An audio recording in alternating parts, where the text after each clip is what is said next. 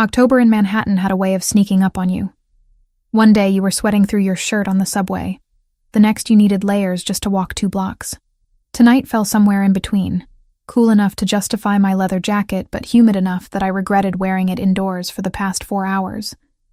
I stood in the corner of the Plaza Hotel's grand ballroom, camera pressed to my eye, capturing the final moments of the Children's Healthcare Foundation Gala. Through my viewfinder, I watched donors in silk gowns and tailored tuxedos bid farewell to one another, their laughter echoing off the vaulted ceiling decorated with crystal chandeliers that probably cost more than my college education. My shutter clicked in rapid succession as I documented a socialite air-kissing another woman's cheeks, their expressions perfectly practiced for posterity. "That's a wrap, Collins," Jessica, the lead photographer, called out from across the ballroom.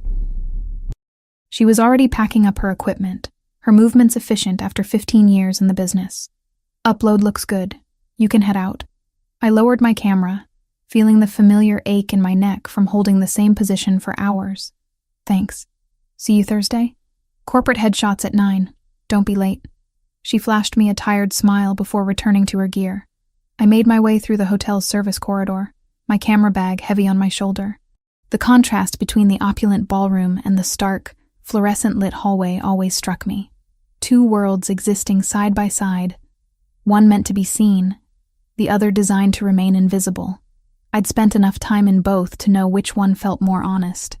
The service exit opened onto a side street, and I was immediately hit with the reality that the temperature had dropped significantly since I'd arrived at 6. My breath formed small clouds in the air as I hurried toward the parking garage 2 blocks away. The streets were quieter now, just past 11 on a Tuesday night. Most of the city's workforce already home or heading there on packed subway cars. That's when the sky opened up. Within seconds, the light drizzle I'd noticed transformed into a downpour.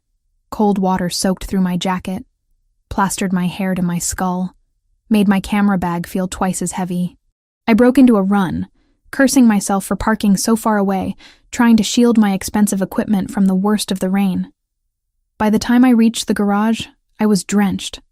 Water squelched in my boots with every step. I could feel my mascara running, probably giving me that raccoon look I'd perfected during my college crying over finals phase. At least no one was around to witness my drowned rat impression. I found my Honda on the 3rd level, a 12-year-old sedan that had seen better days, but got me from point A to point B without complaint. As I approached, I noticed something that made my stomach drop. The passenger window was open. Not all the way. Just the 3 inches I'd left it cracked so Sunny wouldn't overheat while I worked. But now, in the downpour, rain was streaming inside. "No, no, no," I muttered, fumbling with my keys as I rushed to the door. I yanked it open, expecting to find my golden retriever's apologetic face, his fur damp from the moisture getting in. The car was empty. "Sunny?" I called, panic rising in my throat. I checked the back seat, under the seats, even popped the trunk, though I knew there was no way he could have gotten in there. "Sunny!" My hands shook as I spun around, scanning the parking garage. He must have pushed the window down further and squeezed through. But when? How long had he been gone? The gala had been 4 hours long. He could be anywhere in Manhattan by now. I left my camera bag on the passenger seat and took off running, back down the levels, out onto the street. The rain was relentless, making it nearly impossible to see more than 20 feet ahead. I cupped my hands around my mouth and shouted his name, my voice nearly drowned out by thunder rumbling overhead. A flash of golden fur darted across the street 2 blocks down.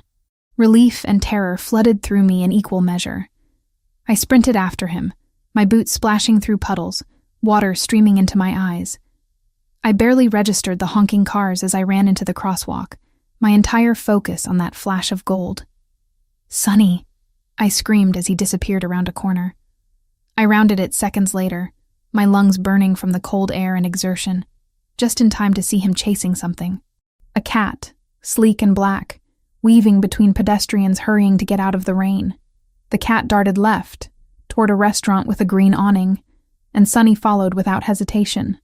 I pushed myself harder, my legs protesting. "Sunny, stop!" The cat vanished into an alley. Sunny, bless his gentle heart, lost interest immediately. But instead of coming back to me, He did something completely inexplicable. He jumped into an open car door. Not just any car. A black SUV with tinted windows, the kind of vehicle that screamed money and power, parked directly in front of an Italian restaurant I'd photographed for a wedding client once. The restaurant catered to a very specific, very exclusive clientele. By the time I reached the vehicle, stumbling to a stop beside it, I could see Sonny through the open door, settling himself at someone's feet like he'd found exactly where he belonged. "I'm so sorry," I gasped, trying to catch my breath as I leaned into the SUV. "He's never done anything like this before. Sonny, come here, right now." Sonny looked at me, then looked up at whoever he was sitting with, and stayed exactly where he was. That's when I registered the interior of the vehicle. Leather seats the color of expensive cognac, the subtle scent of cedar and something else. Something that reminded me of the cologne counter at department stores I couldn't afford to shop at. And sitting in that back seat, looking at me with an expression somewhere between amusement and curiosity, was possibly the most striking man I'd ever seen. Dark hair, perfectly styled despite the late hour. A face that could have been carved from marble, all strong angles and sharp lines, except for his mouth, which was curved in the barest hint of a smile. He wore a charcoal suit that fit him like it had been made specifically for his broad shoulders, and even sitting down he radiated the kind of presence that made you want to either move closer or back away. I couldn't decide which, but it was his eyes that held me frozen, half in and half out of his vehicle, deep brown, almost black in the dim light, and looking at me with an intensity that made my rain-soaked skin break out in goosebumps. "Your dog?" His voice was low, smooth, with the barest hint of an accent I couldn't quite place. "Yes. I'm so sorry. He escaped from my car and I've been chasing him and he never approaches strangers like this." I reached for Sonny's collar, but my dog pressed himself closer to the man's legs, deliberately out of my reach. "Sonny, I swear to God, if you don't come here right now..." He seems comfortable. The man's hand, I noticed, had moved to rest lightly on Sonny's head. My dog's tail thumped against the expensive floor mats. I became acutely aware of how I must look. Soaking wet, mascara probably halfway down my face, shivering in the cold, half kneeling in this man's vehicle while my dog refused to obey me. Heat crept up my neck despite the chill. "He's really friendly," I said, as if that explained anything. "But he knows better than to jump into people's cars. I'm training him. I promise he's not usually so bold," the man suggested. "Poorly behaved," I finished, making another grab for Sonny's collar. This time I managed to get my fingers around it, but when I tried to pull him toward me, he planted himself like he weighed 300 pounds instead of 75. Behind me, I heard movement. I glanced back to see 2 large men in dark suits had materialized from somewhere. Security, I realized. Of course this man had security. One of them had his hand inside his jacket, and I didn't need much imagination to guess what he was reaching for. "I'm just getting my dog," I said quickly, my voice rising with nervousness. I'm not trying to. Marco." The man in the car spoke quietly, but the security guard immediately relaxed, stepping back. "It's fine. She's clearly just trying to retrieve her dog."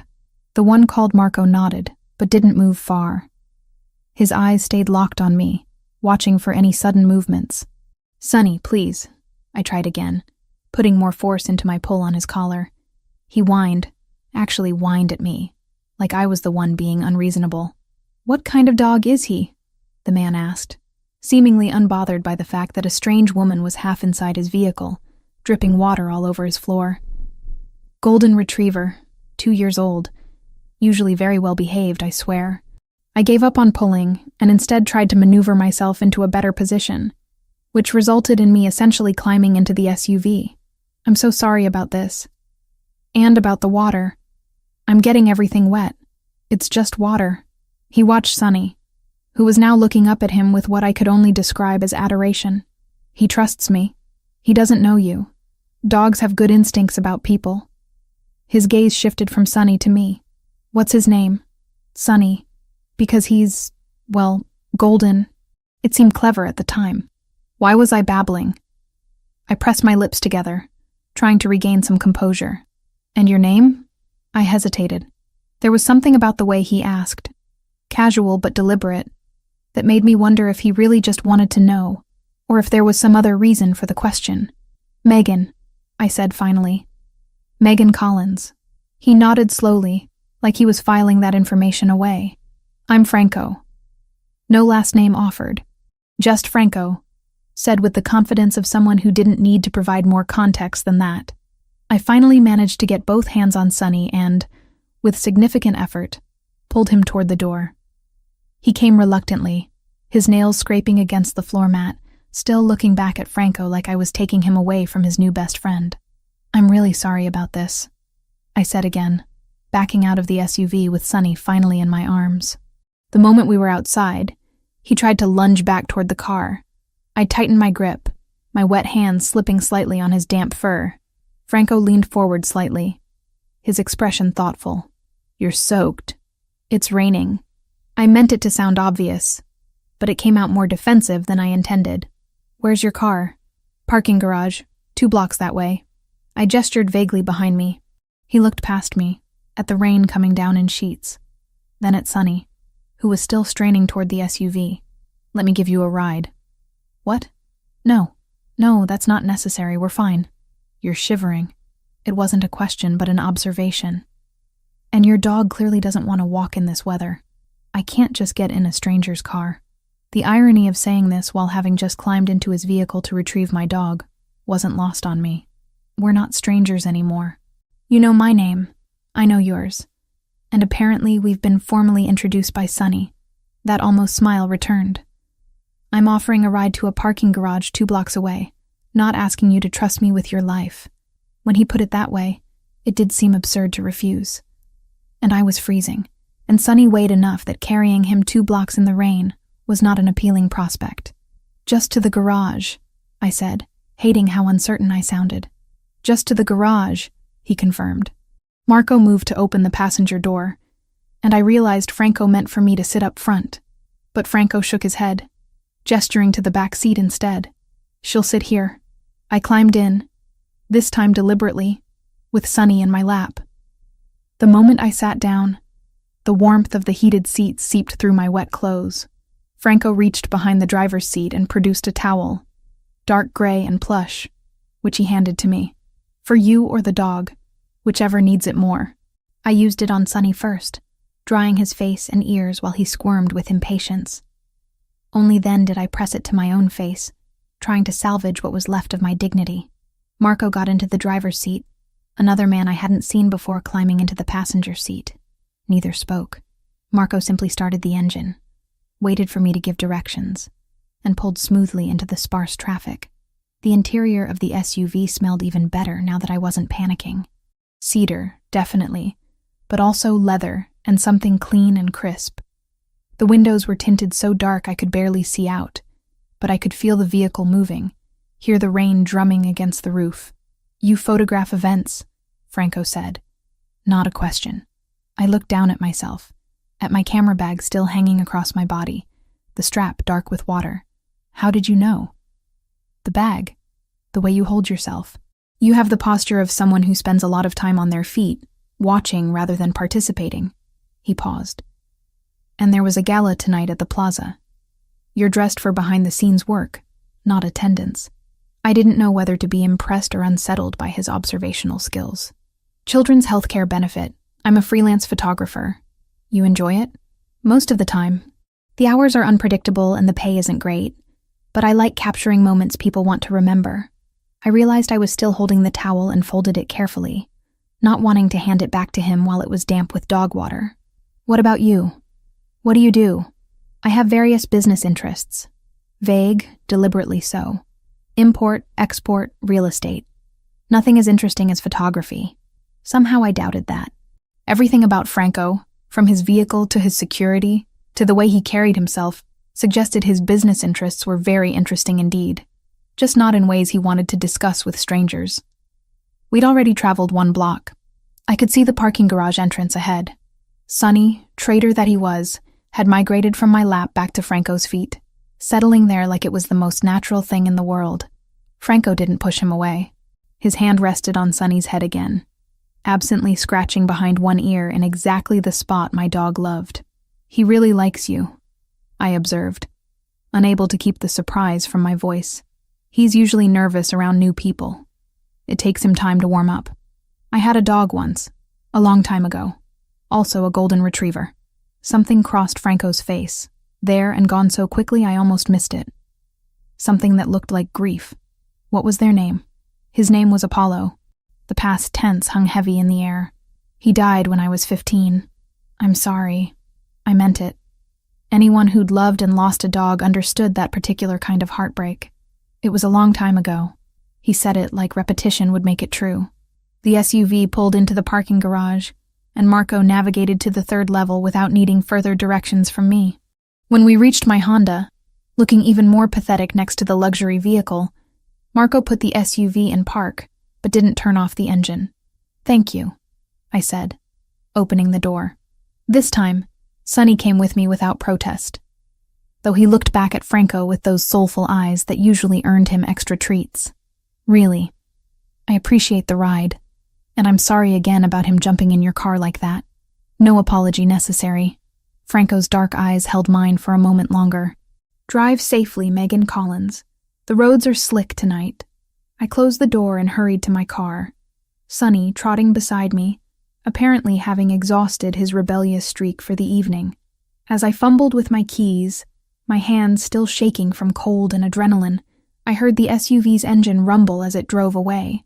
Inside my car, I sat for a moment, processing what had just happened. My dog had jumped into a stranger's vehicle. That stranger had been kind about it, given me a ride, and had somehow managed to make the entire bizarre situation feel almost normal. I glanced at Sonny, who was already settled in the passenger seat, looking pleased with himself. "What was that about?" I asked him. His tail wagged, and he had absolutely no answers for me. I started the car, turned the heat on full blast, and began the drive back to my apartment in Queens. But as I merged onto the street, I couldn't shake the image of Franco's face when he'd mentioned Apollo, or the way Sonny had looked at him like he'd found something he'd been searching for. Whatever had just happened, I had the strangest feeling it wasn't over. 3 days passed before I saw Franco again, though that wasn't entirely accurate. I thought about him more than I cared to admit, about the way Sonny had refused to leave his side, about the grief that had flickered across his face when he mentioned Apollo, about how his security detail had materialized from nowhere, suggesting he was someone far more important than a man with vague business interests in import and export. I tried to push those thoughts aside as I prepared for the Henderson wedding in the Hamptons. It was my biggest booking in months, a full-day shoot for a couple whose combined family wealth could probably buy a small country. The bride had been very specific about wanting a photographer who could capture candid moments, not just pose shots, which meant I'd be moving through the crowd all day, practically invisible while documenting their celebration. The drive out to the Hamptons took nearly 3 hours on Saturday morning, traffic heavy with weekend escapees fleeing the city. I'd left Sonny with my neighbor, Mrs. Park, who adored him and spoiled him with treats I couldn't afford. He'd been acting strange since Tuesday night, sitting by the door at odd hours, whining softly like he was waiting for someone. I'd chalked it up to the excitement of his brief adventure, but part of me wondered if he was looking for Franco. The wedding venue was exactly what I'd expected. A sprawling estate with manicured lawns rolling down to a private beach, white tents billowing in the ocean breeze, flowers everywhere in shades of cream and blush. The kind of place that existed in a completely different universe from my Queens apartment with its temperamental radiator and neighbor who played bass at 2 a.m. I arrived early to scout locations and test lighting, my camera bag heavy on my shoulder as I moved through the property. The wedding coordinator, a woman named Patricia who spoke in clipped, efficient sentences, walked me through the day's schedule. Ceremony at 4, cocktail hour on the terrace at 5, reception in the main tent at 6:30. "The guest list is very exclusive," Patricia informed me, her tone suggesting I should be impressed. Several notable families from the city. The Hendersons wanted someone who could be discreet. I assured her discretion was part of my job description, which seemed to satisfy her. She left me to set up, and I spent the next 2 hours positioning myself strategically, planning angles, making notes about how the light would shift as the afternoon progressed. By the time guests began arriving, I'd transformed into my professional mode. Camera raised, eye to the viewfinder, I became part of the background. People rarely noticed the photographer after the first few minutes, which was exactly how I preferred it. I could observe without being observed, capture genuine moments when people forgot they were being watched. The ceremony was beautiful in that effortless way money could buy. The bride wore a gown that probably cost more than my car. The groom looked properly emotional as she walked down the aisle, and the sun cooperated by painting everything in golden light. I moved through the crowd, my shutter clicking steadily, building the narrative of their day frame by frame. It was during cocktail hour that I saw him. I was crouched beside a flower arrangement, trying to capture a candid shot of the bride's grandmother, when someone moved into my peripheral vision. Tall, commanding presence, dark suit that fit perfectly. Something about the way he carried himself made me lower my camera and look directly at him. Franco stood near the bar, a glass of what looked like whiskey in his hand, deep in conversation with an older man I didn't recognize. He hadn't seen me yet, and I took the opportunity to study him in this different context. He looked the same as he had Tuesday night, that same controlled elegance. But here, surrounded by the wealthy and powerful, he didn't stand out. He blended perfectly, which somehow made him more intriguing. This was his world, I realized. These were his people. As if sensing my gaze, he turned his head and our eyes met across the crowded terrace. Recognition flashed in his dark eyes, followed by something that might have been pleasure. He said something to his companion, then began moving through the crowd toward me. I straightened quickly, suddenly self-conscious about my casual black pants and long-sleeve shirt, my camera hanging around my neck like a neon sign announcing I didn't belong here. Megan Collins. He stopped in front of me, that almost smile playing at his lips. I didn't expect to see you here. I'm working. Photographing the wedding. I gestured unnecessarily at my camera. I didn't know you'd be here either. Family friend of the groom's father. I couldn't decline the invitation. His gaze moved over me, assessing but not inappropriate. How's Sonny? The fact that he remembered my dog's name sent an unexpected warmth through my chest. He's good. Still acting a little strange, though. I think his adventure Tuesday night affected him more than I realized. Strange how? He keeps sitting by the door, waiting for something, I think. I paused, debating whether to say more, or someone. Something shifted in Franco's expression, a softening around his eyes. Dogs remember kindness.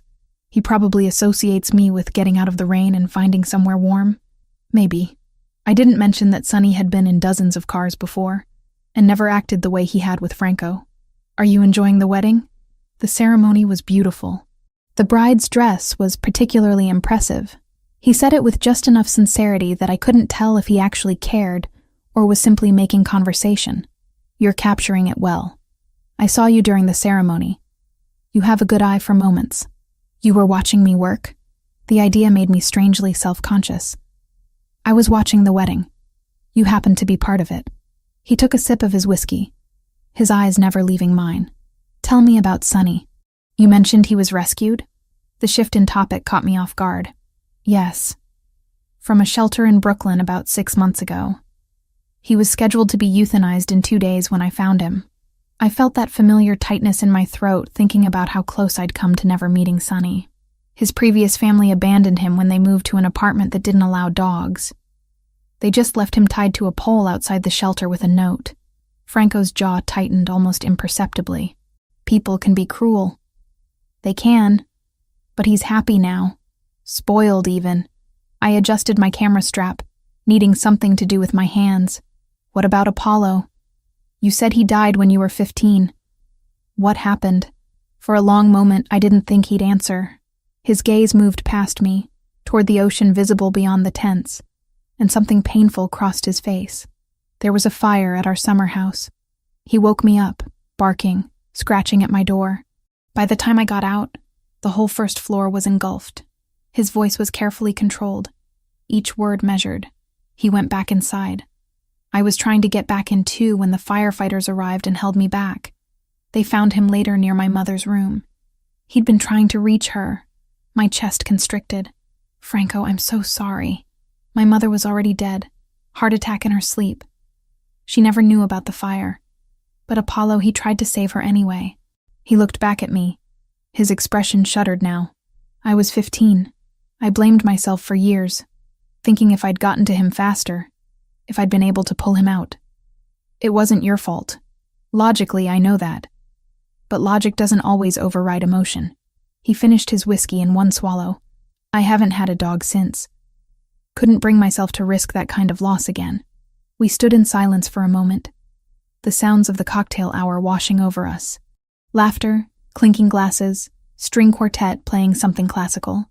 Here we were, surrounded by celebration, discussing grief and loss. "Collins!" Jessica's voice cut through the moment. She was waving at me from across the terrace, pointing at her watch. "We need you for the family formals." I turned back to Franco, suddenly reluctant to end this conversation. "I have to go. Work calls." "Of course." He reached into his jacket and pulled out a business card, different from the one he'd given me before. This one had his name, a phone number, and an address in the financial district. "I have a business proposition for you. Corporate photography work. Are you available this week?" I took the card, surprised. "What kind of corporate work?" "Headshots for our website. Some office photos. Nothing elaborate, but I'd rather hire someone I know can deliver quality work." He paused. "And someone whose dog showed excellent judgment and character." Despite everything, I smiled. Using Sonny as a reference, he seemed like a good judge of character. That almost smile appeared again, transforming his face in a way that made my pulse quicken. "Are you interested?" I should have been more cautious. Should have questioned why a man with his obvious resources would hire a freelance photographer he'd met under bizarre circumstances 3 days ago.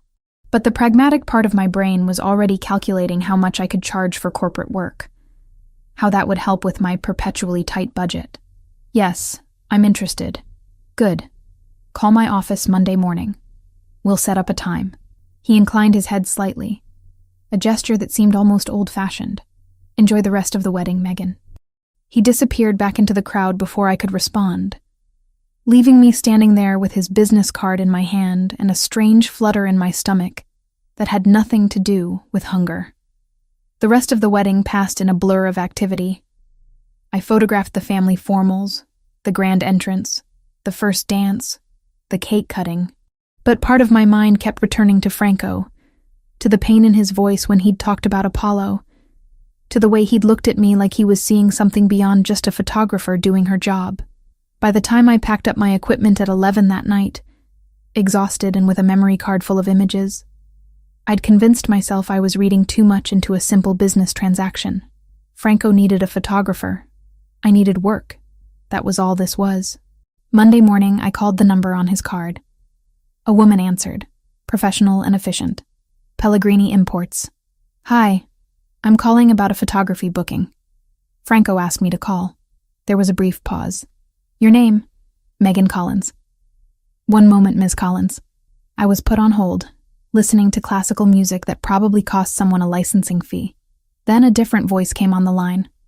Male, younger than Franco. "Ms. Collins, this is Vincent Rossi, Mr. Pellegrini's assistant. He mentioned you'd be calling. Are you available Thursday afternoon for a session at our offices?" "Yes, Thursday works." "Excellent. 2 o'clock? The address is on the card he gave you.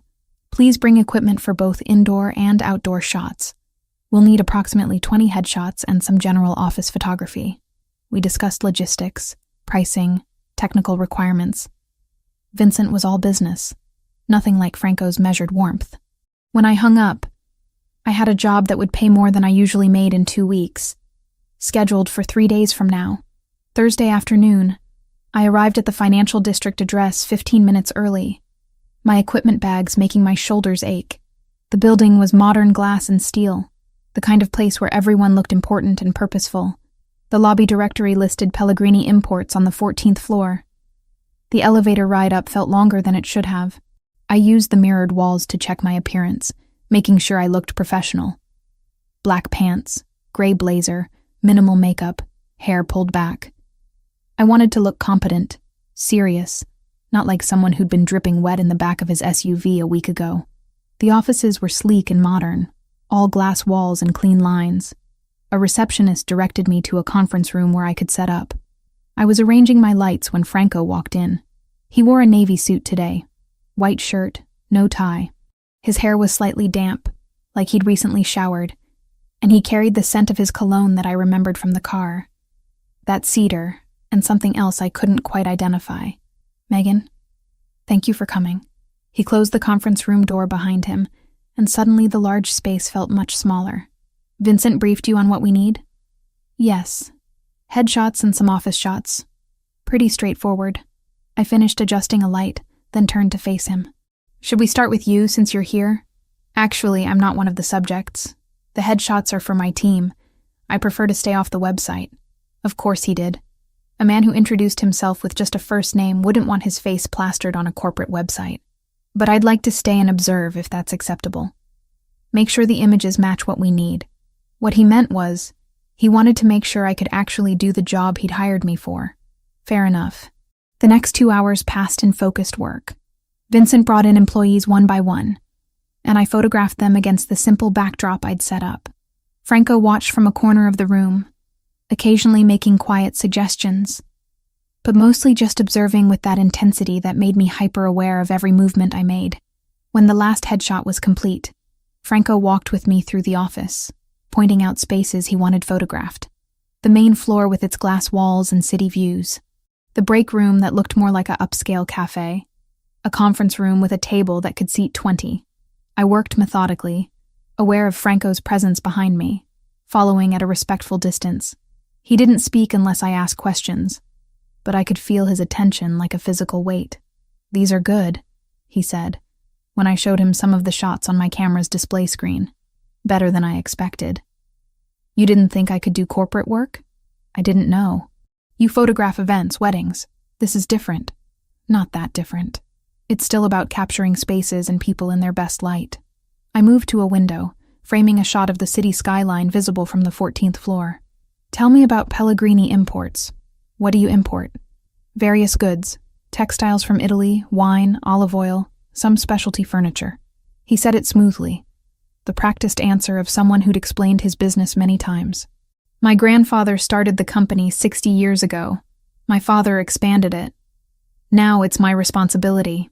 There was something in his tone when he mentioned his father. Not grief exactly, but a weight, a burden. That's a lot of legacy to carry. "It is." He moved to stand beside me at the window, close enough that I could feel the warmth radiating from him. "But it's also an honor. My family built something lasting. I intend to maintain it." We stood there for a moment, looking out at the city. Manhattan stretched before us, vast and indifferent. Millions of lives playing out in the buildings below. From this height, it all seemed manageable, contained. But I knew better. The city could swallow you whole if you weren't careful. "The photos should be ready by early next week," I said, stepping back from the window and from his proximity. "I'll send you a link to a private gallery where you can select which ones you want." "Excellent." He turned to face me fully. "Would you like to have dinner?" "To discuss the photos, and as thanks for accommodating my schedule on short notice." The invitation caught me off guard. "That's not necessary. You're paying me well for the work." "I'm aware. This isn't about payment. It's about conversation." His dark eyes held mine. "Unless you have other plans." I should have said yes, should have invented a prior commitment. Dinner with a client blurred professional lines. But the truth was, I wanted to have dinner with him.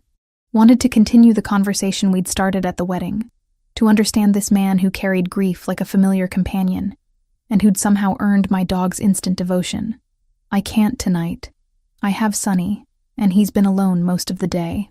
Franco nodded, accepting this. "What about Saturday? During the day? You could bring Sonny. I'd like to see him again if that's acceptable." "You want to see my dog?" I couldn't keep the surprise from my voice. "I enjoyed meeting him. And you mentioned he's been acting strange. Perhaps another visit would help settle whatever he's experiencing." He paused. "Unless you'd prefer not to." There was something vulnerable in the question, hidden beneath his confident exterior. This man who commanded offices and had security details wanted permission to spend time with my rescue dog. "Saturday works," I heard myself say. "There's a park in Brooklyn, Prospect Park. We go there most weekends. Text me the details. I'll meet you there." He pulled out his phone, and I gave him my number, watching as he saved it. 11 o'clock? 11 is perfect. We walked back to the conference room where I'd left my equipment. Vincent appeared as I was packing up, his expression neutral, but his eyes sharp as they moved between Franco and me. "The photos are complete?" Vincent asked. "Yes. Megan will have them ready early next week." Franco's tone shifted, becoming more formal in front of his assistant. "Make sure she's compensated promptly." "Of course." Vincent turned to me. "Thank you for your work, Ms. Collins." I nodded, hoisting my equipment bag onto my shoulder. Franco walked me to the elevator, his hand hovering near the small of my back but not quite touching. The doors opened and I stepped inside, turning to face him. "Thank you for the work," I said, "and for the invitation. Saturday. I'm looking forward to it." The elevator doors began to close, but I heard him add, "Sonny made quite an impression. I'd like to see if his owner did the same." The doors closed before I could respond, leaving me alone with my racing heart and the realization that whatever was happening between Franco Pellegrini and me had moved beyond a chance encounter in the rain. Saturday arrived with November's particular brand of cold sunshine, the kind that looked deceptively warm through windows, but bit through jackets the moment you stepped outside. I bundled up in layers, grabbing Sonny's new leash, the one I'd splurged on after my corporate photography payment cleared, and headed to Prospect Park. Franco had texted the night before confirming our 11 o'clock meeting near the main entrance off Prospect Park West. I'd spent an embarrassing amount of time that morning deciding what to wear, finally settling on jeans, boots, and a forest green sweater under my leather jacket. Casual, but put together, like I hadn't thought about it at all, even though I absolutely had. The park was busy with weekend joggers and families taking advantage of the crisp weather. Autumn had painted the trees in shades of rust and gold, leaves crunching underfoot as Sonny and I made our way past the long meadow. He was pulling at his leash more than usual, his nose working overtime to process all the scents around us. I spotted Franco before Sonny did, which was unusual. He stood near a bench overlooking one of the park's trails, and seeing him in casual clothes was almost jarring. Dark jeans that actually fit like jeans instead of designer attempts at casual. A charcoal gray sweater that looked soft and expensive under a black jacket. His hair was less perfectly styled than I'd seen it before, like he'd just run his fingers through it. No security detail visible anywhere. Then Sonny caught sight of him, and all hell broke loose. My 75-pound golden retriever transformed into a guided missile, yanking the leash so hard I nearly dropped it. He let out a bark of pure joy and took off running, dragging me stumbling behind him. "Sonny, no! Stop!" My commands fell on completely deaf ears. Franco turned at the commotion, and his expression shifted from surprise to genuine amusement, as Sonny barreled toward him like they'd been separated for years instead of a week. At the last second, I managed to brace myself, but Sonny didn't slow down. He launched himself at Franco with such enthusiasm that Franco actually had to take a step back to absorb the impact. "I'm so sorry," I gasped, finally catching up and grabbing Sonny's collar. "He's never like this. I swear he has manners, just apparently not around you." Franco was laughing, actually laughing, as he knelt down to Sonny's level. My dog was practically vibrating with excitement, his tail a golden blur, his whole body wiggling as he tried to lick Franco's face. "It's fine. I'm glad to see you too, boy." Franco scratched behind Sonny's ears exactly the way he had in the car, and Sonny made a sound that was half whine, half groan of pure contentment. He remembers me, clearly. I loosened my grip on the collar, since Sonny showed no signs of calming down anytime soon. I've never seen him react to anyone like this. Not even me when I come home from work. Dogs have long memories for people who are kind to them. Franco looked up at me, his dark eyes warm in the sunlight. "Shall we walk?" He seems to have energy to burn. We started down one of the trails that wound through the park, Sonny trotting between us but consistently veering closer to Franco's side. The awkwardness I'd expected never materialized. Instead, we fell into easy conversation about the park, the weather, the photographers I'd seen trying to capture the autumn colors. "How did the photos turn out? From the office?" Franco asked after we'd been walking for about 10 minutes. "Good. Vincent approved them all. The payment cleared yesterday, actually. Thank you for that. You earned it. The quality was excellent." He glanced at me. "Have you always wanted to be a photographer?" "Not always. I studied marketing in college, actually. Photography was just a hobby at first. Something I did to relax between classes. I watched Sunny investigate a particularly interesting tree. After my parents died, I needed something that felt meaningful, capturing moments people want to remember, preserving memories. It helped me process losing them. How long ago did they pass? 3 years. Car accident on their way back from visiting me in Boston. I'd just graduated and moved there for a job. The familiar weight settled in my chest. They were supposed to stay one more day, but my mom had a doctor's appointment she didn't want to miss. If I'd just insisted they stay, that's not your fault. Franco's voice was gentle but firm. You can't hold yourself responsible for timing and circumstances beyond your control. Logically, I know that. But logic doesn't always override guilt. I used his own words from the wedding, and recognition flickered in his eyes. You understand that, don't you? With Apollo, he was quiet for a moment, his gaze distant. Yes, I understand exactly. We'd reached a more secluded area of the park, trees forming a canopy overhead, filtering the sunlight into dappled patterns on the ground. Franco pulled a tennis ball from his jacket pocket, and Sunny's attention locked onto it immediately. You came prepared, I observed. I told you I had a golden retriever. I remember what they love. He threw the ball down the path, and Sunny took off like a shot. What happened next would have been comical if it wasn't so telling. Sunny retrieved the ball perfectly, but instead of bringing it back to me, he ran straight to Franco and dropped it at his feet, tail wagging expectantly. Sunny, bring it here, I called. He looked at me, looked at Franco, and nudged the ball closer to Franco's shoe. Traitor, I muttered. Franco picked up the ball and threw it again. Same result. 5 more throws. 5 more times Sunny returned to Franco exclusively, like I wasn't even there. I'm sorry, Franco said, though he was clearly trying not to smile. I'm not deliberately stealing your dog's affection. Aren't you, though? You brought a ball. You're doing that thing with his ears that he loves. You're basically the golden retriever whisperer. I tried to sound annoyed, but couldn't quite manage it. Would you like to throw the next one? I throw the ball for him every single day. He never ignores me like this. But I took the ball from Franco and threw it. Sunny chased it enthusiastically, brought it back, and deposited it at Franco's feet again. I don't understand it either, Franco admitted, crouching down to Sunny's level again. But I'm not complaining. Watching them together, seeing the way Franco's normally guarded expression softened completely when he looked at Sunny, I felt something shift in my chest. This wasn't about business transactions or convenient networking. This was a man confronting grief he'd carried for 20 years, finding something he'd denied himself through my stubborn, overly friendly dog. Tell me more about Apollo, I said quietly. You said he saved your life. Franco straightened slowly, the ball still in his hand. Sunny sat at his feet, looking up at him with adoration.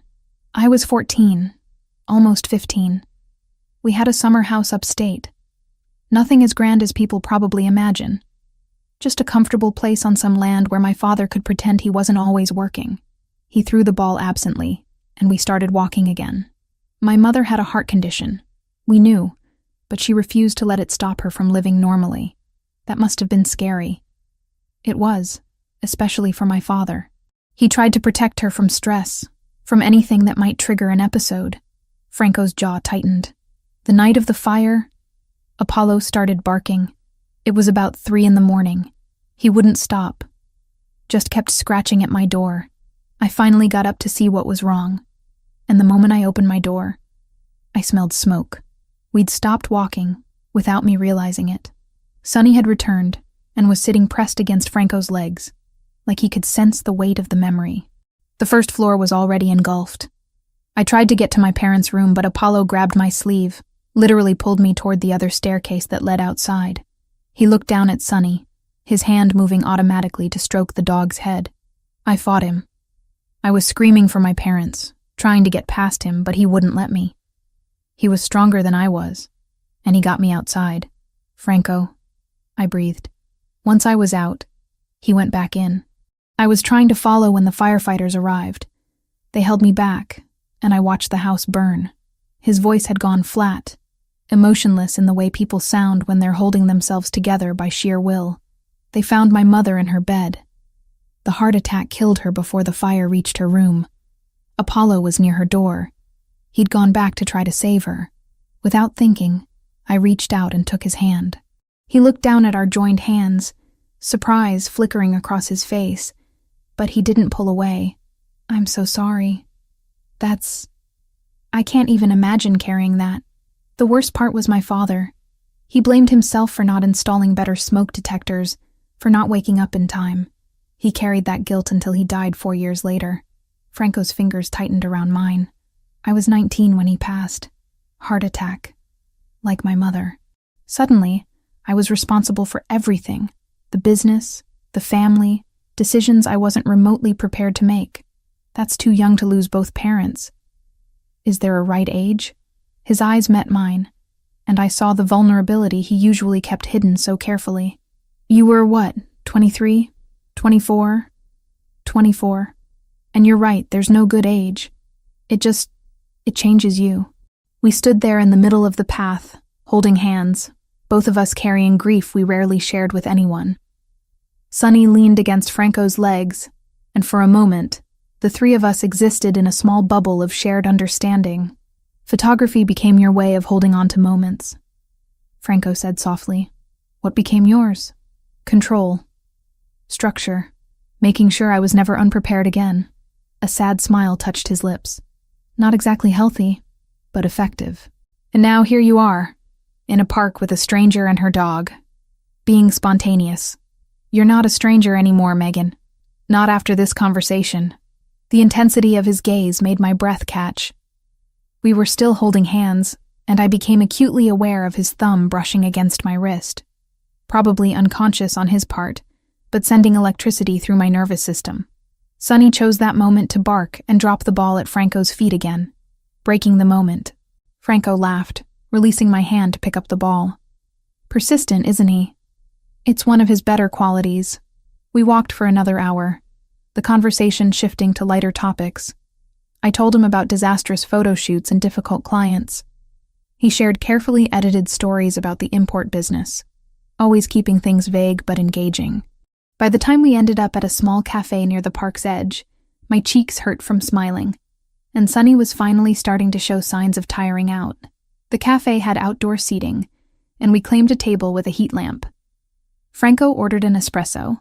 I got a cappuccino, and Sonny collapsed at Franco's feet like he'd been there all his life.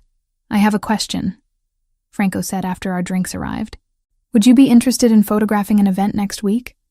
It's a fundraiser for a children's hospital. Nothing as elaborate as the wedding you shot in the Hamptons. But it's for a cause I support. You're becoming my most frequent client. Is that a problem?" "No, just unexpected."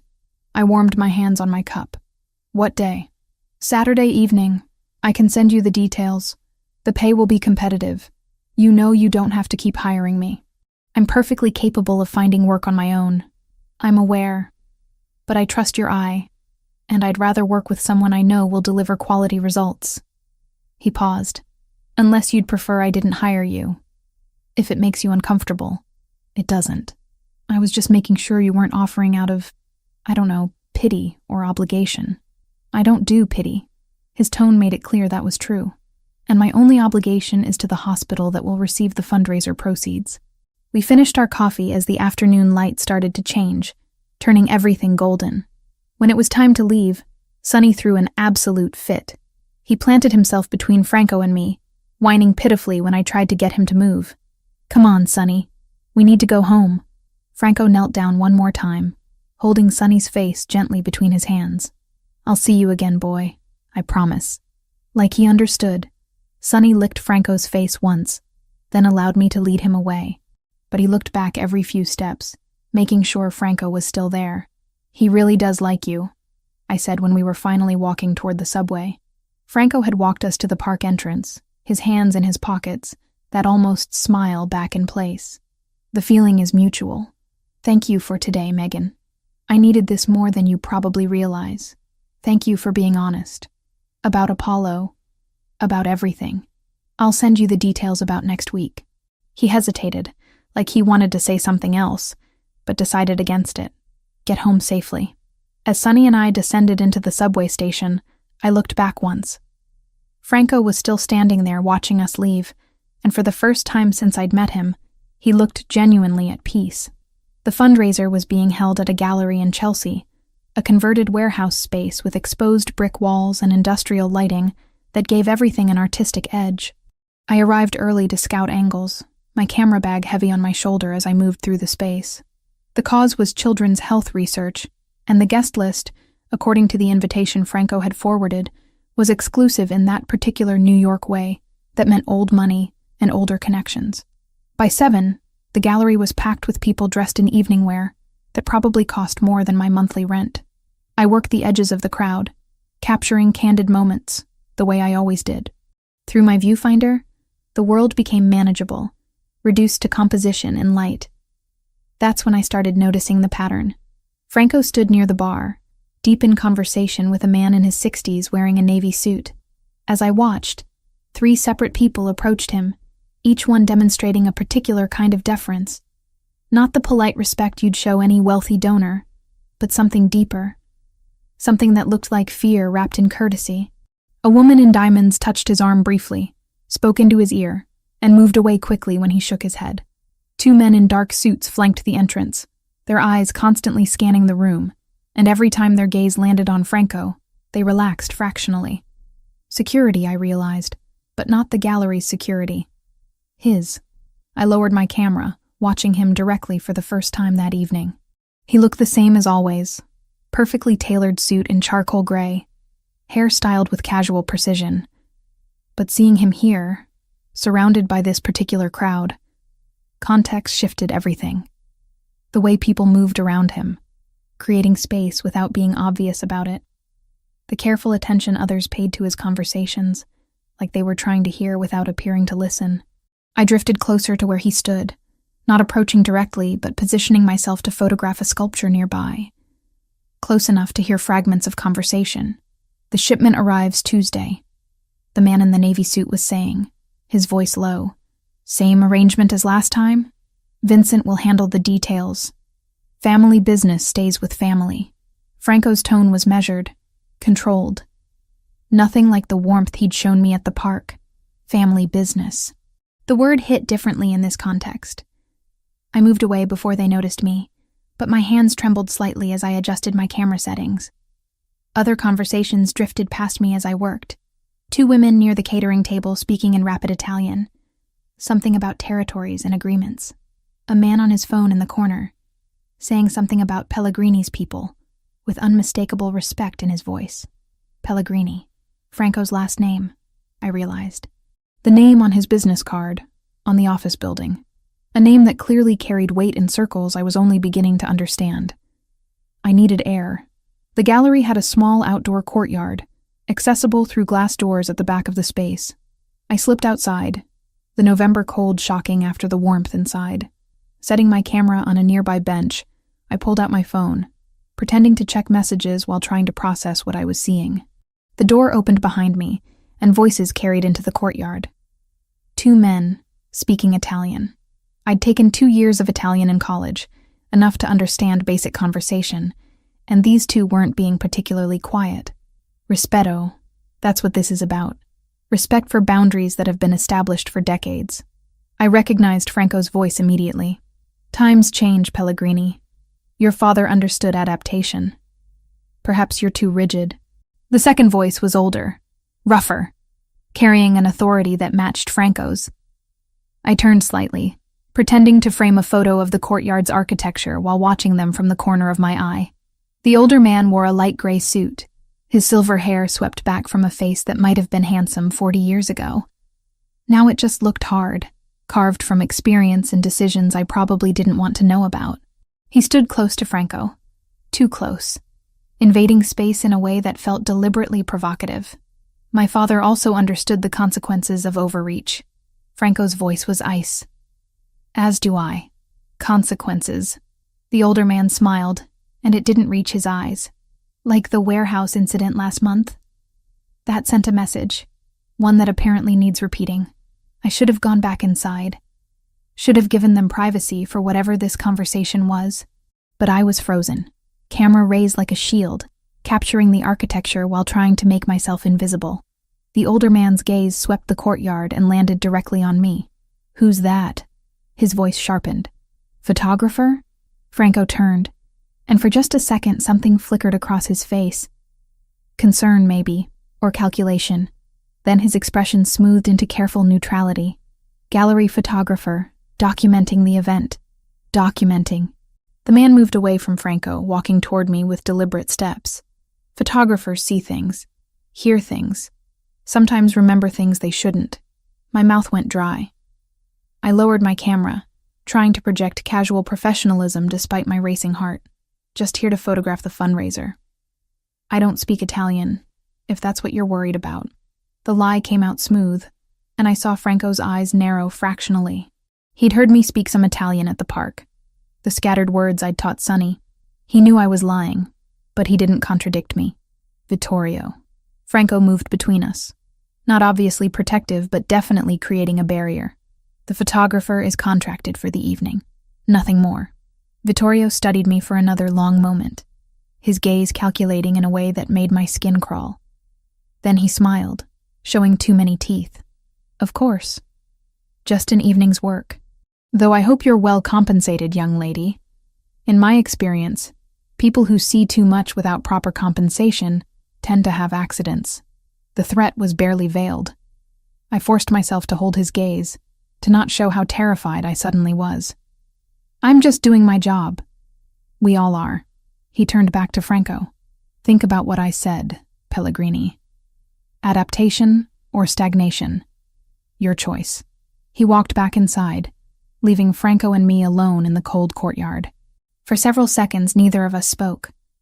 I could hear my own heartbeat, loud in my ears, mixing with the distant sound of music and conversation from the gallery. "You understood what we were saying."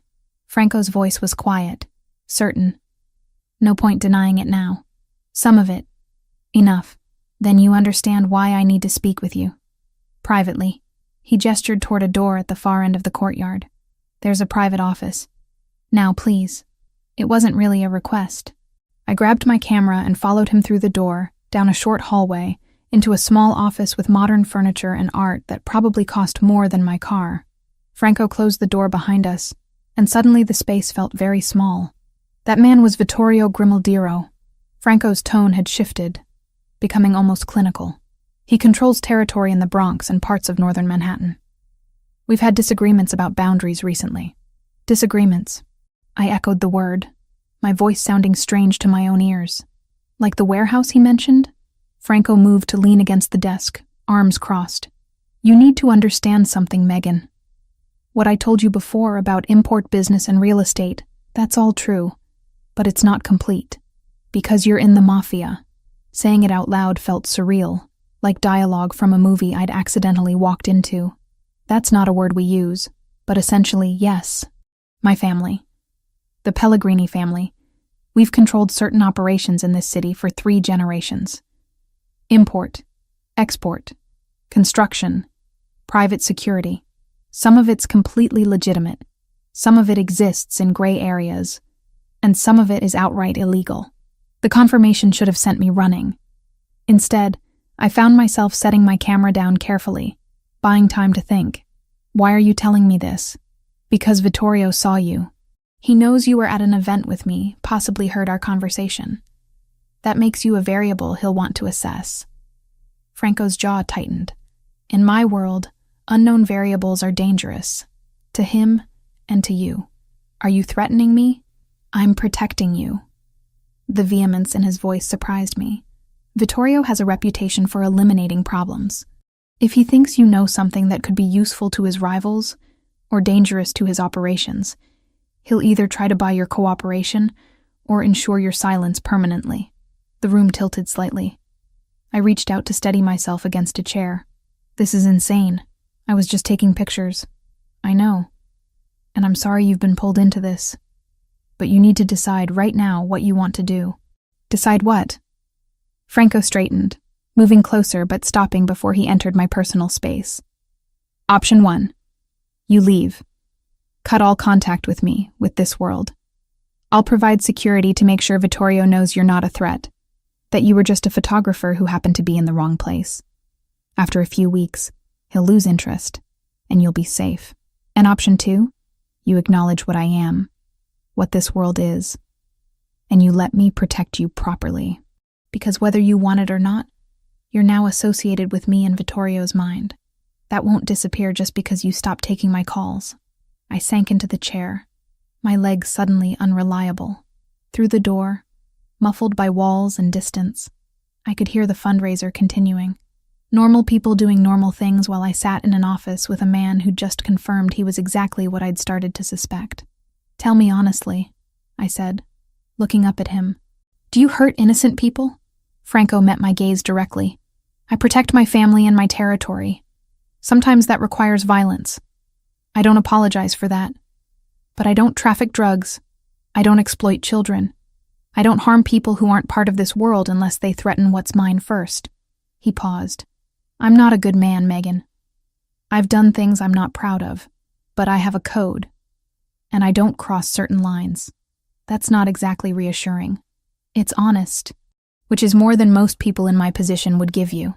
I thought about Sonny's instant devotion, about the grief Franco carried for Apollo, about how gentle he'd been in the park. Those things were real too, not just facades hiding a monster. People were complicated, capable of both protection and violence, both tenderness and ruthlessness. I need time to think, I finally said. Take tonight. But Megan, understand that Vittorio knowing about you changes things. Whether you choose to walk away or not, I'm assigning someone to watch your apartment. Make sure you're safe. Just for a few weeks, until he loses interest. You're going to have me followed? The violation of privacy should have angered me more than it did. I'm going to keep you alive. His voice softened. You can refuse the association with me. Refuse anything more between us.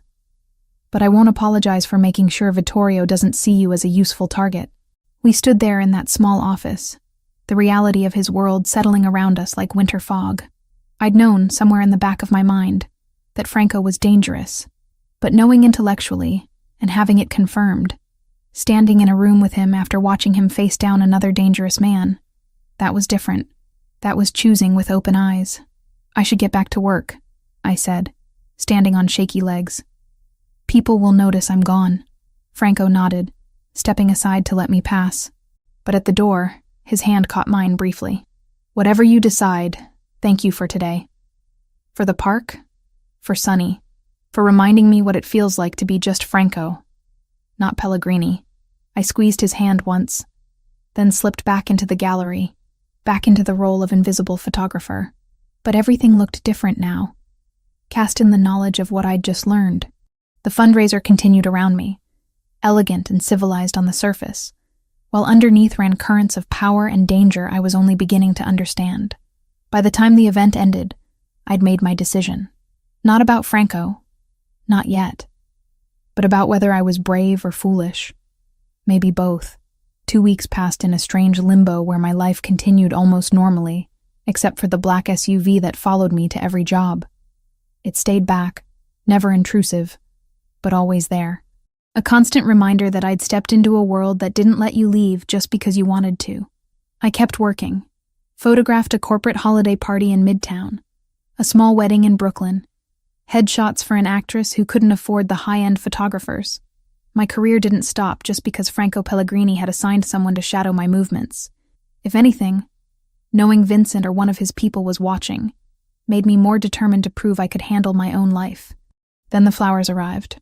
I came home on a Tuesday evening, arms full of equipment from a day shoot, and found them sitting outside my apartment door. An elaborate arrangement, the kind you see at funerals. All white lilies and roses, probably $200 worth of flowers with a small card tucked into the center. My hands shook as I pulled out the card. The message was written in Italian, but I understood every word. Photographers with curious eyes sometimes lose their vision permanently. Consider this friendly advice. No signature. None needed. I stood in my hallway, staring at those beautiful, threatening flowers, feeling my carefully maintained composure crack. This was real.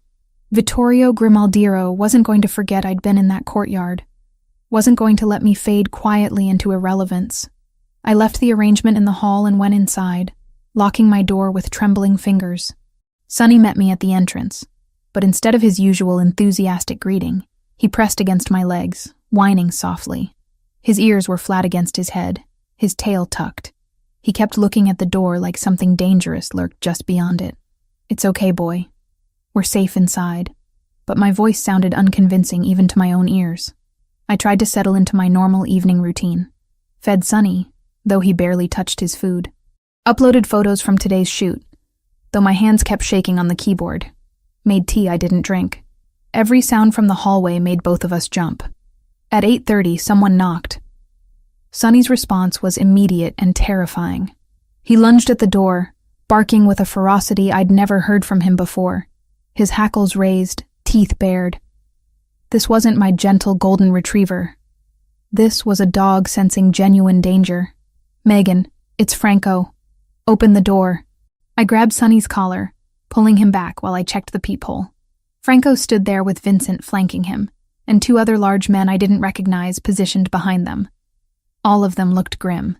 I opened the door, and Franco's eyes immediately went to the flowers still sitting in the hallway. Something dangerous flashed across his face. Inside. Now. He moved past me, his security following. And suddenly my small apartment felt impossibly crowded. Vincent closed the door while Franco crouched down to Sonny's level. My dog stopped barking immediately, pressing against Franco instead, still trembling but finding comfort in his presence. The flowers arrived when? Franco's voice was controlled, but I could hear the anger underneath. Maybe an hour ago. "I found them when I got home. Did you touch them besides removing the card?"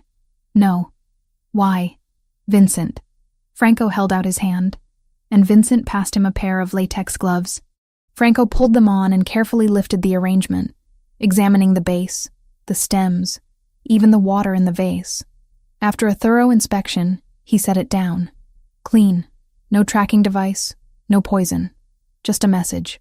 "A very clear message," I said, my voice steadier than I felt. Franco straightened, removing the gloves. "Pack a bag. You're coming with me tonight." "Excuse me? This isn't a request, Megan." Vittorio just escalated from watching to active intimidation.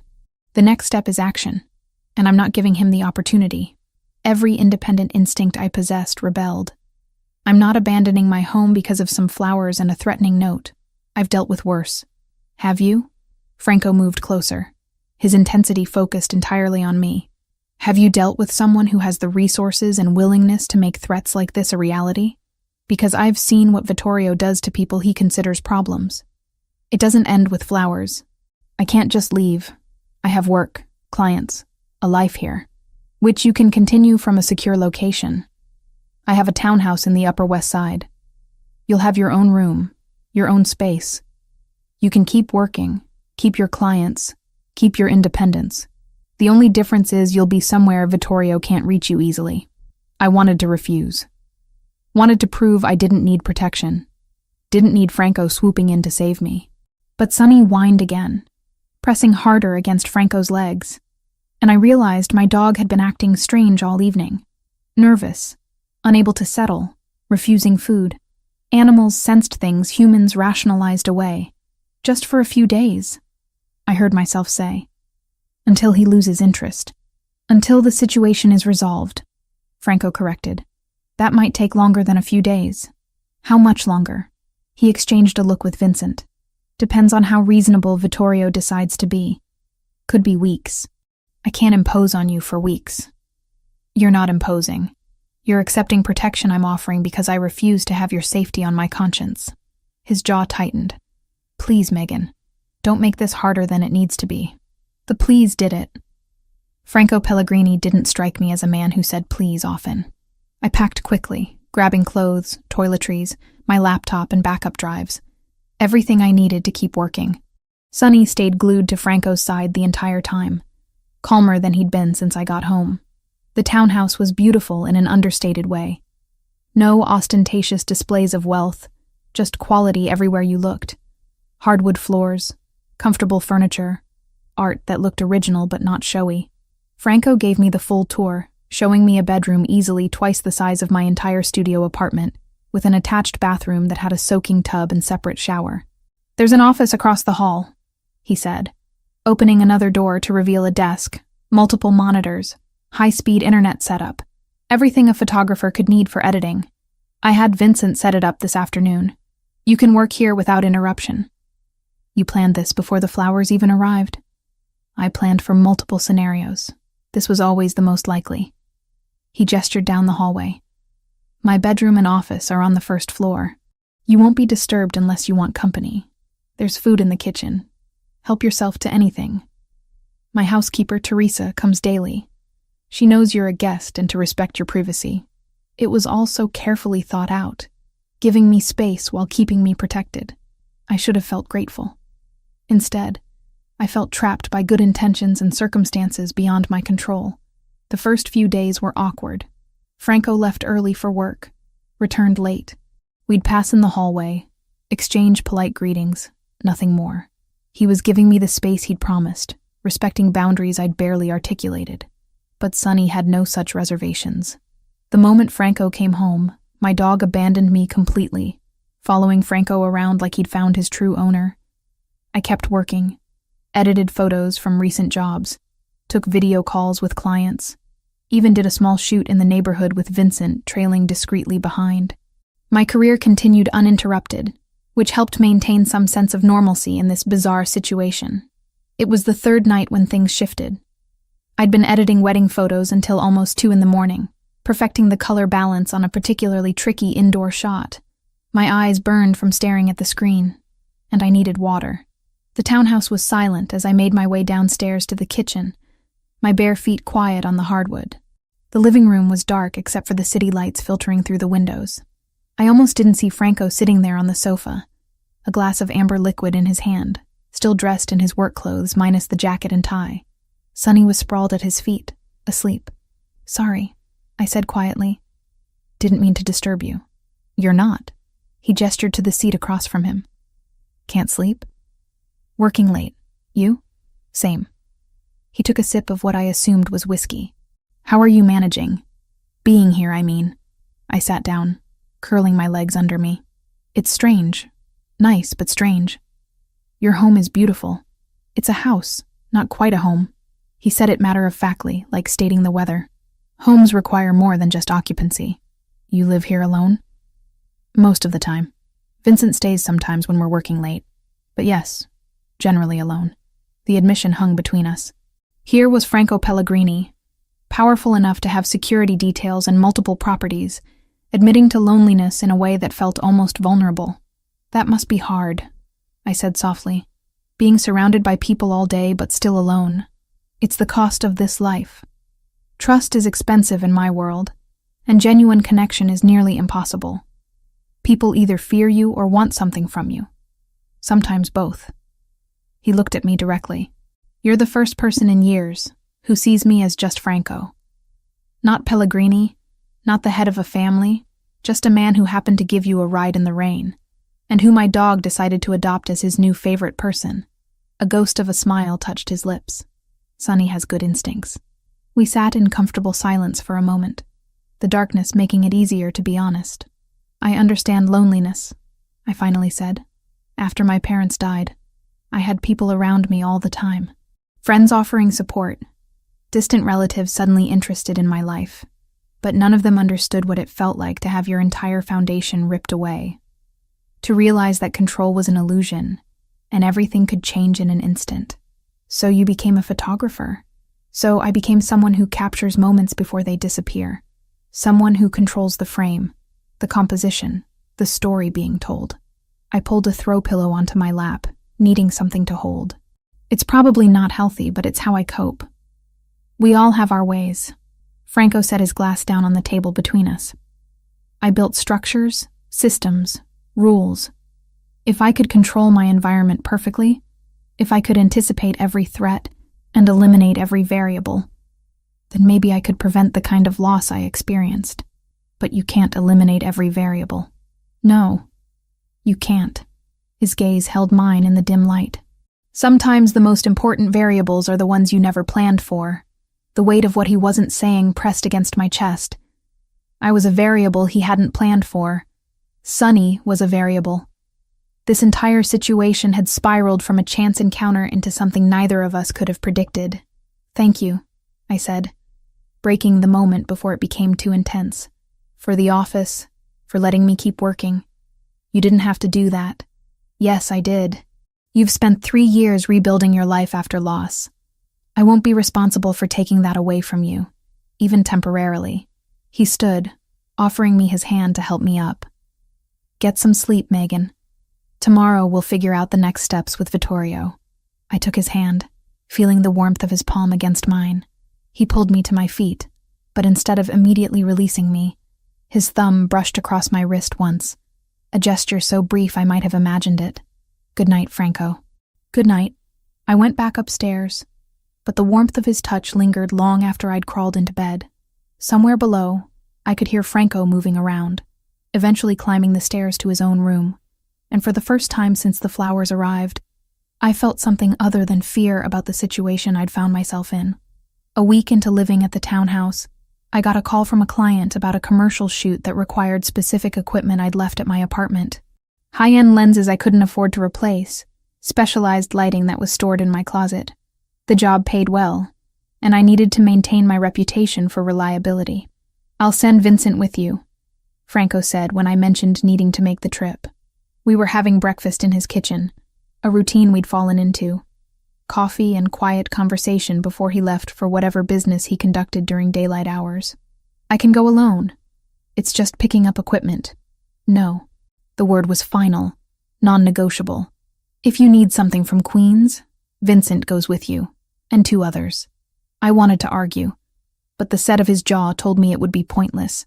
An hour later, Vincent arrived with 2 men whose names I didn't catch, both carrying themselves with the alert tension of people trained for violence. Sonny whined as I prepared to leave, pressing against Franco's legs in the way that had become habitual.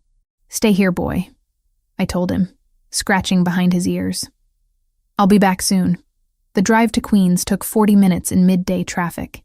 Vincent sat in the front passenger seat, constantly scanning our surroundings. I tried to relax in the back, reviewing my shot list for tomorrow's commercial shoot, but the tension from the 2 guards flanking me was contagious. If anything, this was the opposite of reckless. 3 armed men and a carefully scouted street just to grab some lenses I couldn't afford to replace. My building looked exactly as I'd left it. Slightly run down, functional, home. Vincent got out first, his eyes sweeping the street with professional thoroughness. Then he froze, his hand moving inside his jacket.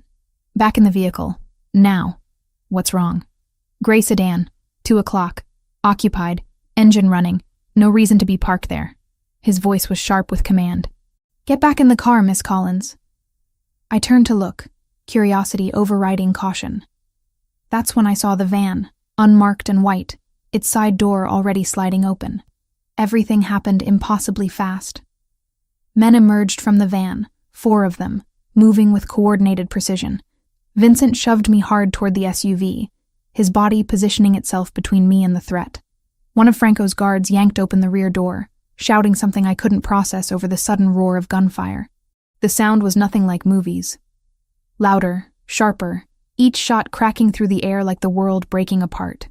I hit the ground beside the SUV, Vincent covering me completely, his weight pressing me into the cold pavement. Something warm and wet splashed onto my shoulder. "Stay down!" Vincent's voice was strained, different. "Don't move!" More gunshots, these from Franco's other guards returning fire. Screaming from somewhere, maybe from me. The acrid smell of gunpowder. Vincent's breathing harsh and labored against my ear. Then engines roaring, tires squealing, the attackers retreating as suddenly as they'd appeared. Silence crashed down like a physical thing. "Vincent?" I tried to turn under his weight. "Vincent, are you okay?" "Been better." He pushed himself up with visible effort, his left arm hanging useless at his side. Blood soaked through his jacket, spreading dark across the expensive fabric. "You hit?" "No. No, I'm fine."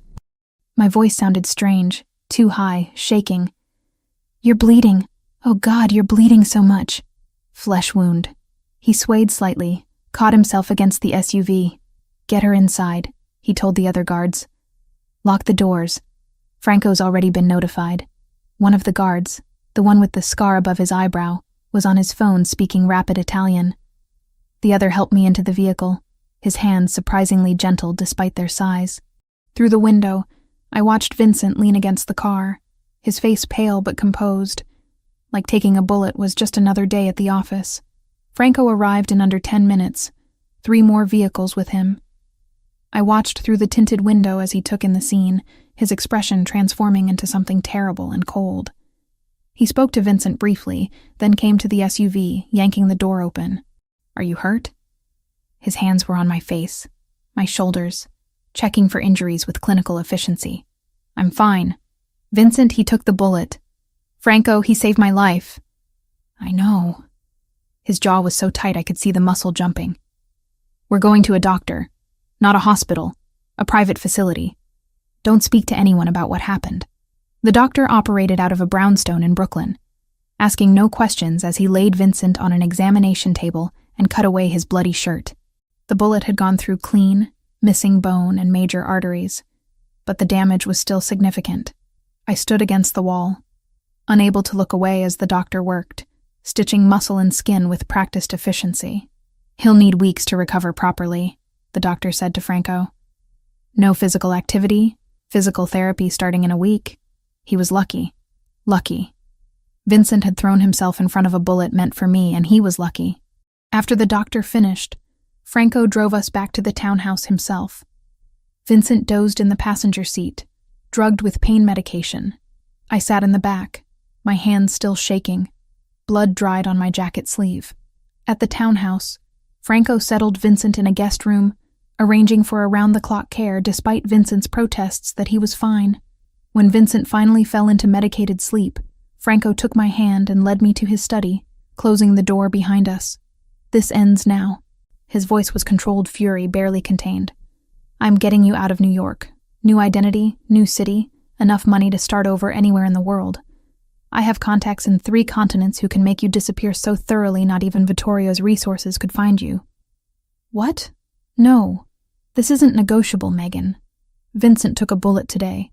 Next time it could be you. I won't risk that. I'm not running away." I pulled my hand free, anger finally cutting through the shock and fear. "And you don't get to make that decision for me. Someone has to keep you alive since you clearly won't prioritize your own safety." "My safety?" I was getting equipment for work. I was trying to maintain the life I built. "I'm not letting Vittorio Grimaldiro take that from me, and I'm sure as hell not letting you send me away like I'm some problem to be solved." We stood facing each other, both of us breathing hard, the day's violence still crackling between us like electricity. "I can't lose you." The words came out raw, stripped of the control he usually maintained so carefully. "Do you understand that? The thought of Vincent's bullet being yours? The thought of identifying your body because I couldn't protect you? I can't live with that. Then don't send me away." I moved closer, my hands finding his chest, feeling his heart racing beneath my palms. "Protect me by letting me stay. By trusting that I'm strong enough to handle this." His hands came up to frame my face, his thumbs brushing my cheekbones. "You shouldn't have to handle this. You should be photographing weddings and living your quiet life and never knowing people like Vittorio exist. Too late. I know now. And I'm still here. Still choosing this. Choosing you." Something broke in his careful control. He kissed me like he'd been holding back for weeks, which he probably had. His mouth was demanding, desperate, tasting like fear and relief and something deeper I didn't have words for yet. I kissed him back with equal desperation, channeling the terror of the day, the adrenaline still flooding my system, into the slide of lips and the tangle of breath. We broke apart, breathing hard, his forehead pressed against mine. "Not like this," he said, his voice rough. "Not when you're running on adrenaline and trauma. You deserve better than post-crisis chemistry." "Franco, tomorrow. Ask me again tomorrow when your hands stop shaking and you've had time to process what happened today. If you still want this, want me, then we'll talk." He stepped back, putting space between us despite the visible effort it cost him. "I promise I'll resolve this with Vittorio. Soon. But tonight, you need rest and time to think clearly." He left me standing in his study, my lips still burning from his kiss, my heart racing for entirely different reasons than fear. Through the walls, I could hear Vincent's occasional groan of pain, a constant reminder of the violence that had erupted into my previously safe existence. I should have been terrified. Should have taken Franco's offer to disappear. Instead, I went upstairs, climbed into the guest bed, and fell asleep, thinking about the way he'd said, "I can't lose you," like it was the most important truth he'd ever spoken. 2 days after the shooting, Franco called a meeting that Vincent, despite his injury, insisted on attending. I found them in Franco's study, Vincent's arm still in a sling, both men bent over documents spread across the desk. "This is everything we have on Vittorio's operations for the past 6 months," Vincent was saying, his voice strained but determined. 3 violations of established territory agreements, 2 instances of trafficking that breach the Commission's rules, and now an attack on a civilian with no connection to our business. Franco looked up when I entered, his expression shifting from intense focus to something softer. "You should be resting. I've been resting for 2 days. I'm going stir-crazy." I moved closer to the desk, curiosity overriding caution. "What's the commission?" Vincent and Franco exchanged a look. Then Franco gestured to the chair across from him. "Sit. If you're going to be part of this world, you should understand how it works." For the next hour, he explained the structure that had governed organized crime in New York for nearly a century. 5 families, each with their territory and operations, all answering to a governing body called the Commission. Rules established to prevent the kind of open warfare that would draw federal attention and destroy everyone's business. These men weren't cartoon villains. They were businessmen who understood risk, leverage, and fallout better than most politicians. "Vittorio broke those rules when he ordered the attack on you," Franco said, his jaw tight. "He targeted a civilian who has no involvement in family business. That violates one of our oldest and most sacred codes. So what happens now? I'm calling an emergency meeting of the 5 family heads. Neutral territory. Witnesses from each family. I'll present the evidence of Vittorio's violations and demand consequences.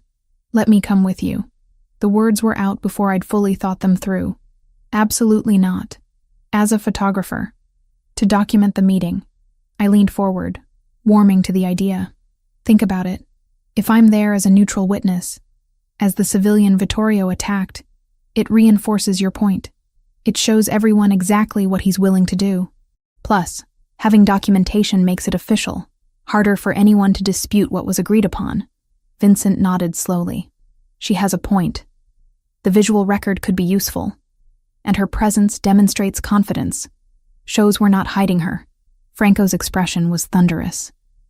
"You were nearly killed 3 days ago, and hiding me away doesn't change that. But showing the other families that I exist, that I'm real, that I'm under your protection, that sends a message." I held his gaze. "Let me help end this, Franco. Please." The meeting took another week to arrange, giving Vincent time to heal enough to insist on attending despite the doctor's protests. It was held at an Italian restaurant in Little Italy, closed for the evening, neutral ground that belonged to none of the families. I dressed carefully in black pants and a blazer, my camera bag slung over my shoulder, trying to project professional competence despite my racing heart. Vincent met us in the foyer, his suit jacket carefully tailored to accommodate the sling he still wore. "You sure about this?" he asked me quietly, while Franco spoke with his security. "No, but I'm doing it anyway." He smiled, the first real smile I'd seen from him since the shooting. "You're good for him, you know. He hasn't cared about anything this much in years." Inside, the restaurant had been transformed. A large round table dominated the center of the room, 6 chairs arranged with mathematical precision. Men in expensive suits lined the walls, at least 3 security guards per family, all watching each other with barely concealed tension. The 5 family heads arrived within minutes of each other. I recognized Vittorio immediately, his silver hair and hard face impossible to forget. The others were strangers, older men who carried themselves with the particular confidence that came from decades of unchallenged power. Franco introduced me simply as Miss Collins, photographer documenting this meeting for the record. I set up my camera on a tripod in the corner, trying to be unobtrusive while capturing everything. The meeting began with formal pleasantries that felt absurd given the circumstances. Then Franco laid out his case with methodical precision. He presented financial records showing Vittorio's encroachment on established territories, testimony from witnesses about trafficking violations, and finally, Vincent's medical records from the shooting. The woman he targeted, Franco said, his voice carrying across the room, has no involvement in our business. She's a photographer who happened to be in the wrong place at the wrong time. The attack on her violated our most fundamental rule, the one that separates us from common criminals. We don't involve civilians. An older man with white hair spoke up, his accent thick with Brooklyn. This is true? The woman was uninvolved? Completely. Her only connection to me was through work I hired her for. Legitimate photography work. Vittorio leaned back in his chair, his expression contemptuous. The girl saw things at the hospital fundraiser, heard things. That makes her a security risk. She heard you threaten her, Franco countered. She heard you demonstrate exactly the kind of reckless behavior that brings federal attention down on all of us. You created the security risk, Vittorio, not her. The debate continued for over an hour, each family head weighing in. I kept photographing, capturing the tension, the arguments, the moment when one of the older bosses slammed his hand on the table demanding order. Through my viewfinder, I watched Franco command the room with careful restraint, never raising his voice but making his points with devastating clarity. Finally, the man with white hair, who seemed to hold some kind of senior position, spoke. Vittorio, you crossed a line. We all agree. The question is what happens now. A formal ceasefire, Franco said immediately. Documented and witnessed, Vittorio returns to his established territory and stays there. Any retaliation against Miss Collins or anyone associated with her will be considered a declaration of war against the Pellegrini family, which this commission will treat as a violation of our agreements. And if I refuse, Vittorio's voice was cold, then we have a war. One that will draw federal attention none of us can afford. One that will cost all of us money, resources, and lives. Over what? Your pride? The silence stretched. Finally, another family head spoke, a younger man with calculating eyes. Accept the terms, Vittorio. This has gone far enough. One by one, the other bosses agreed. Vittorio sat rigid, fury radiating from him, but he was outnumbered and he knew it. Fine. Ceasefire. But understand this, Pellegrini. You've made an enemy today. I've had you as an enemy for months. At least now it's official. Franco's voice was ice. The agreement was written out by hand, old school, and signed by all 5 family heads. I photographed each signature, the formal record Franco had wanted. As the meeting broke up, Vittorio passed close to where I stood by my camera. He didn't say anything, didn't even look directly at me, but the hatred coming off him was palpable. Franco materialized at my side immediately. Don't engage, just pack up your equipment. The drive back to the townhouse was silent. Only when we were inside, the door locked and security positioned outside, did I finally let myself shake. You were right, Franco said quietly. Your presence made a difference. They saw you as real, not just an abstract problem. It made my argument stronger. I was terrified the entire time. I know, you hid it well. He moved closer, his hands framing my face gently. It's over now. The ceasefire holds because breaking it would cost Vittorio more than his pride can afford. The next few days were tense, waiting for confirmation that Vittorio's people had stood down. But gradually, life began normalizing. Vincent recovered enough to return to light duty. The security around the townhouse remained, but felt less urgent. And then Franco took me back to my apartment in Queens. The building looked exactly as I'd left it, but now I saw it through different eyes. My previous life, the one where I worried about rent and difficult clients and whether I'd booked enough work for the month. It felt both familiar and impossibly distant. I had the locks changed, Franco said as we stood outside my door. Security system installed. And there will always be someone watching, at least for the foreseeable future. But this is your home. If you want to come back, I understand. I looked at him, at this man who had turned my world inside out in the span of 6 weeks, who had protected me, who had kissed me and then stepped back because he wanted me to choose with clear eyes. I don't want to come back. Not permanently. I took his hand. I want to stay at the townhouse. With you. If that's still something you want. It's all I want. His voice was rough with emotion. But you need to understand what that means, Megan. The danger doesn't disappear completely. There will always be risks, always be limitations. I can't take you to public places without security. Can't promise you a normal life. I stopped wanting normal the night Sonny jumped into your car. I smiled despite the seriousness of the conversation. I want this. Want you. Want whatever complicated, dangerous, beautiful thing we're building together. He kissed me then, thorough and claiming. And this time he didn't pull away. This time, when we finally broke apart, he kept his arms around me, holding me close. Come home, he said against my hair. Let's go home. We went back to the townhouse together. I kept my apartment as a backup, as storage, but my life had shifted to that beautiful house on the Upper West Side. I continued my photography work, booking weddings and corporate events and everything in between. Vincent, recovered now except for occasional stiffness in his shoulder, often accompanied me to shoots, claiming it was security protocol. But I suspected he just enjoyed getting out of the office. And Franco, who had spent years keeping people at a distance, slowly let me in. Not all at once, but in careful increments. Late-night conversations in his study. Quiet dinners where he talked about his father and the weight of legacy. Mornings where Sonny would wake us both by jumping on the bed, demanding attention from the man he'd chosen before either of us understood why. The danger never completely disappeared. It couldn't, not in Franco's world, but we'd found a way to exist within it. To build something real in the spaces between the threats and the careful negotiations of power. It wasn't the life I'd imagined 6 weeks ago when I'd been chasing my dog through a rainstorm. It was better. 3 months after the commission meeting, December arrived with the kind of cold that made even native New Yorkers huddle deeper into their coats. I stood in Franco's kitchen, watching Teresa arrange platters of food with the precision of someone who'd been doing this for decades. "You're nervous," she observed, not looking up from the antipasto she was assembling. "That obvious? You've rearranged those wine glasses 4 times. She smiled warmly. "Don't worry. They'll love you." Franco's family gathering was an annual tradition, Teresa had explained. Cousins, aunts, uncles, business associates who'd become family over decades of shared history, all gathering to celebrate the holidays in a house that would soon be filled with the kind of controlled chaos only Italian families could create. Franco appeared in the doorway, looking unfairly handsome in dark jeans and a navy sweater. Sonny immediately abandoned the rawhide bone he'd been working on to press against Franco's legs, tail wagging.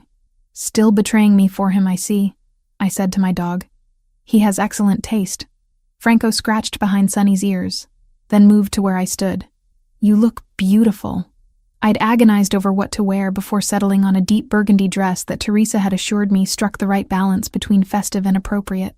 Franco's hands settled on my waist, pulling me close. "I'm terrified," I admitted quietly. "What if they hate me?" "Impossible. But even if they did, it wouldn't matter. You're here because I want you here. Because you're part of my life now." He pressed a kiss to my forehead. "Besides, Vincent already told half of them about the commission meeting. You're practically legendary."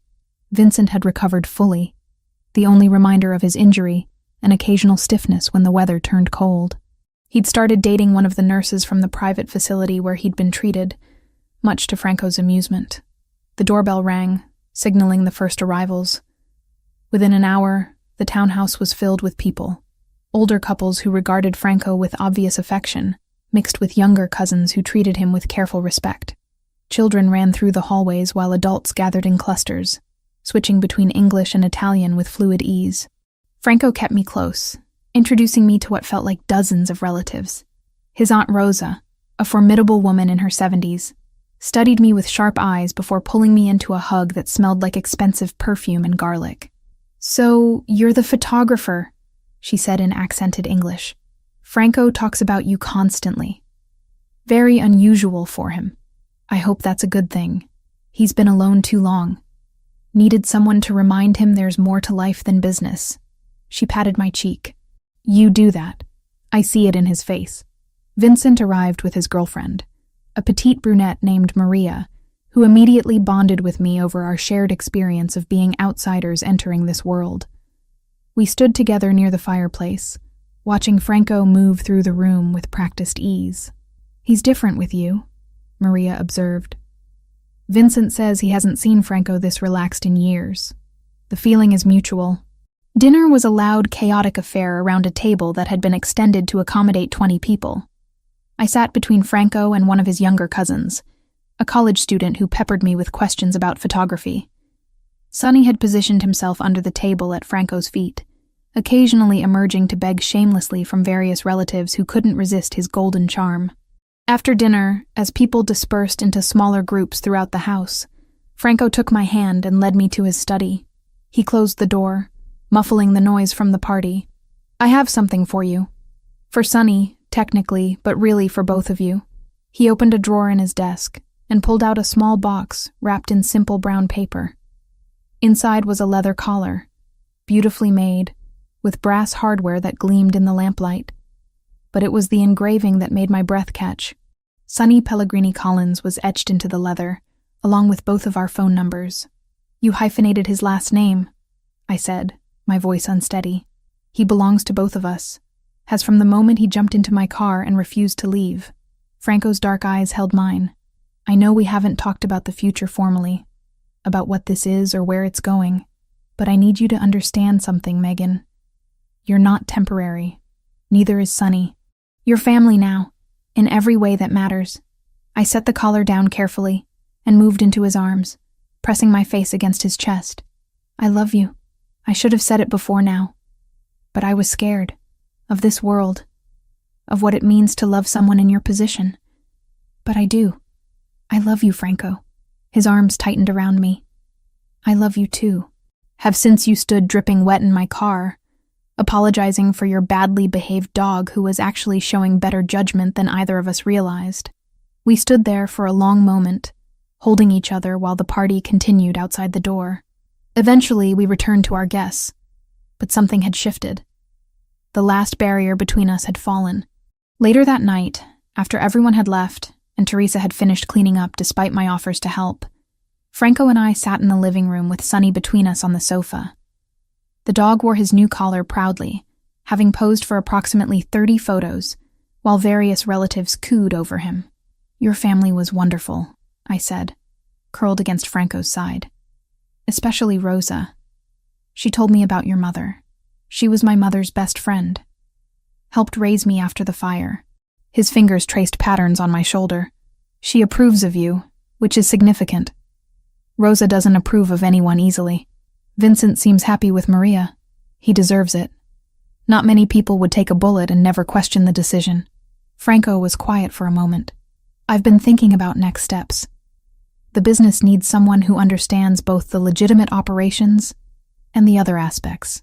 I want to gradually transition more toward legal enterprises, and I'd like Vincent to eventually take over the rest." "You're thinking about getting out?" "Not completely. That's impossible. But minimizing involvement, yes. Focusing on the import business, the real estate holdings, building something that doesn't require constant vigilance against people like Vittorio." He looked down at me. "Building something stable. For us." The implication hung in the air, heavy with possibility. A future where we could be together without the constant shadow of danger. Where the biggest threat might be a difficult client, or a rained-out photo shoot instead of rival families and territorial disputes. "I'd like that," I said softly. "Though I have to admit, Sonny might be disappointed. He's gotten used to the attention from your security team." As if understanding, Sonny's tail thumped against the sofa. Franco laughed, the sound rich and genuine. And I realized this was what I'd wanted from the beginning. Not the wealth or the protection, or even the intensity of his focus. Just this, Franco at peace, surrounded by the people he loved, building something that could last. Outside, snow had started falling, coating the city in white. Inside, we sat together, a family formed not by blood but by choice, by a golden retriever's inexplicable devotion, and two people brave enough to love each other, despite every reason not to. It wasn't the life I'd planned 3 months ago when I'd chased Sunny through that rainstorm. But watching Franco smile down at our dog, feeling the solid warmth of him beside me, I couldn't imagine wanting anything different. We'd found each other in the chaos, and somehow, impossibly, we'd built something beautiful from it. And that was more than I'd ever dared to hope for.